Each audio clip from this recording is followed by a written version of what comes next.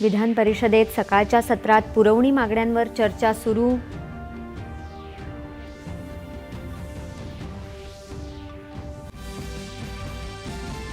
पंतप्रधान नरेंद्र मोदी आजपासून सिल्वासा आणि गुजरातच्या 2 दिवसांच्या दौऱ्यावर। सिल्वासा इथे विविध विकास कामांची पायाभरणी आणि उद्घाटन करणार। शहरी नक्षलवाद हा देशासमोरचा मोठा धोका, पंतप्रधान नरेंद्र मोदी।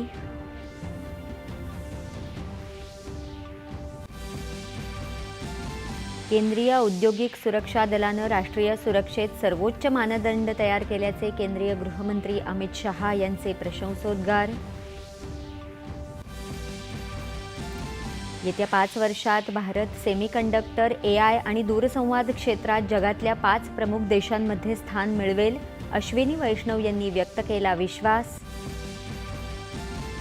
देशात अनेक ठिकाणी लोकसांख्यिक रचनेत होत असलेला बदल चिंताजनक, आदिवासी आणि गरीब समूहांच्या धार्मिक हितरक्षणाकडे तातडीने लक्ष देण्याची गरज उपराष्ट्रपतींनी केली व्यक्त।